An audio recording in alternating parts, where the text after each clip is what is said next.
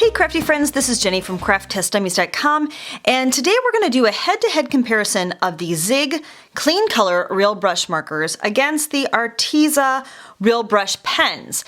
And this is not a sponsored post, it's just for general information. I've done full reviews on both the Zig and the Arteza. Look in the cards for that information. But I know some of you wanted a more in-depth side-by-side comparison, so that's what we're going to do today. So first of all, we're going to start off just by comparing the packaging, which may or may not be indicative of how much product is actually inside. But as you can see, the Arteza barrel is much, much longer than the Zig Real Color pen. And as far as like diameter, I think the Zig is actually a little bit wider in diameter than the Arteza. I can feel that just by feeling it. So it's hard to judge exactly how much material is inside, but we can kind of judge from the outside. The other thing that we want to note, and I'm going to go ahead and take a piece of paper and come a little bit closer so you can see, is the actual size and length of the bristles. So here you can see that the Zig has a more narrow, short bristle length, whereas the Arteza is almost twice as long as far as bristles go, which would mean that you could get a much broader coverage with the Artezas, but you also get a very, very fine point with the Zigs. So we're going to use both of these on two kinds of cardstock. One is going to be what's called One Sheet Wonder, which is a very, very smooth type of cardstock. And the other is going to be hot press watercolor paper. So let's take a look.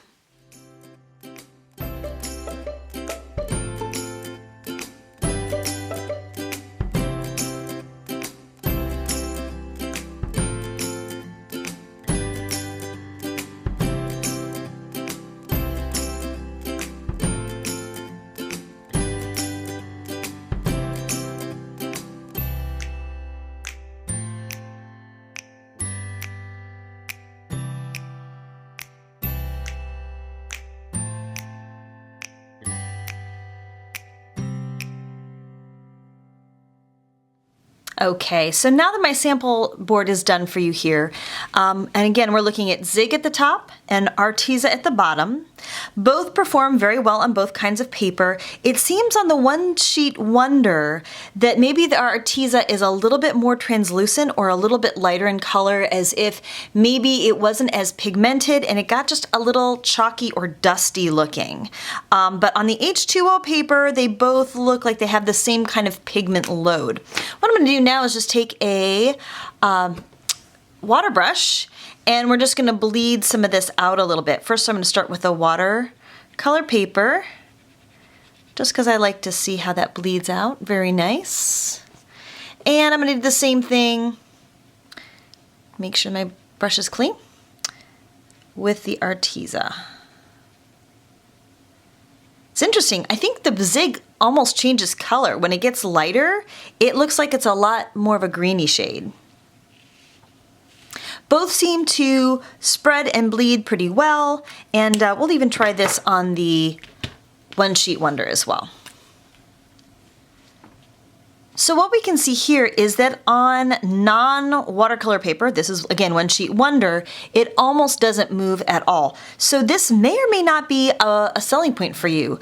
The Zig will bleed a little bit on cardstock, but the Arteza really wants to stay put. So if you're doing something and you don't want it to blend on paper with like a watercolor medium, maybe over the top, like a glitter pen or a sealant, the Arteza may be a better product for that purpose.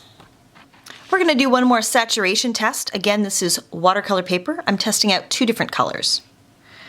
So I'm going to put the drop of water on each sample first and give it a second to work. And then I'm going to lift that up too. So this is the Arteza on watercolor. Get some nice lifting. Here's the orange. We get some nice lifting and blending. And if you want to do watercolor effects, the water lifts pretty effectively. Oop, this was still a little messy from the last one, but it's very, very vibrant. The Zig definitely has a higher pigment load.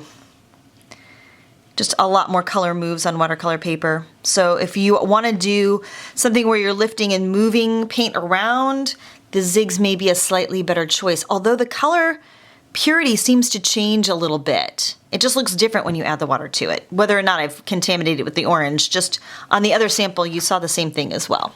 Okay, and now we're going to try a little bit of color blending without using water. We're going to lay down some of the blue, and then we're going to lay down some yellow and blend back into it to get a color variation. This is smooth cardstock, by the way. And now the same thing with the Artezas. The brush point, because it's so big, definitely feels a little sloppier, if that's a way of describing it. It feels much more like a paintbrush. And the blending is okay, not bad. I think because the colors are a little bit more translucent, I get more of that kind of a brighter green shade here. And of course now we're going to do the same thing on watercolor paper.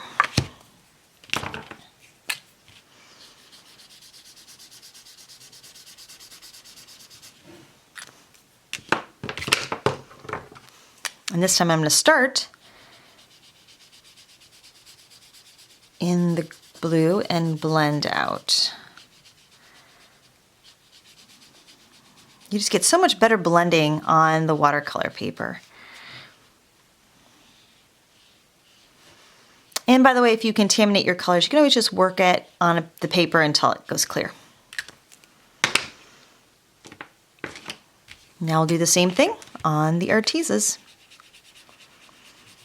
And make sure you lay down a nice amount of color. You can almost see it starting to puddle, and that's how you know you've got enough.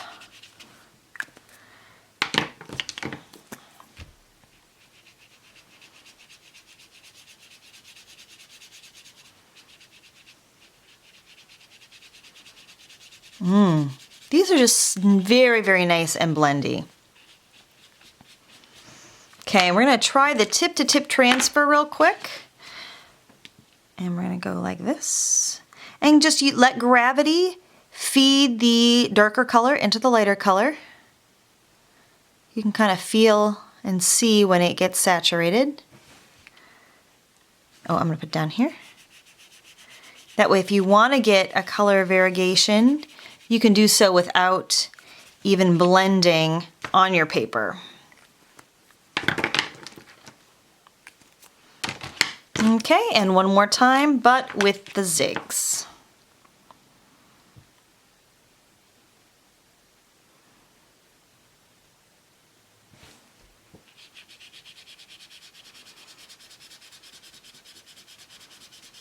Very nice and very successful.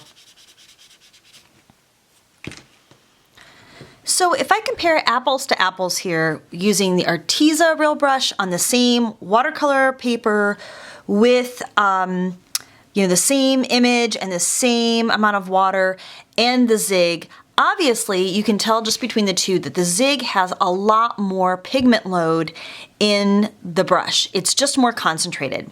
So even though the barrel is smaller, I kind of feel like it may be equal to what you're getting with the Arteza, just because a little of this goes a little bit longer than that does, right?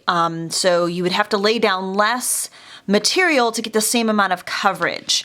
But as far as blendability goes, being able to water it down, being able to add a shimmer, blending from light to dark, I feel like all of those things are actually pretty equal. So like most things, it has to do with colors and price. So the big difference here is the cost. The Artezas retail on Amazon for usually about $1 a marker, and the clean color retail for a lot more than that. And if you want to know prices, you should be Googling it in your location because they do vary. Now, if you can find a great deal or it's a gift, then you may want to go with slightly more professional, a little higher quality, and get the Kuretake Zigs. However, if you're just getting started, or you want to gift this to a teen or tween, or you just want to have a lot of colors, 48 colors for under 50 bucks, then you may enjoy the Artezas. So there you go. I really leave the final decision up to you. I will use both of these interchangeably. They're all going in the same drawer, and I really would not feel embarrassed about giving either one of these cards away. So thank you so much for watching. I hope you liked and enjoyed this demo and comparison. Please give it a thumbs up and leave me a comment, and I would love it if you would subscribe to our channel. So thanks for watching and have a crafty day.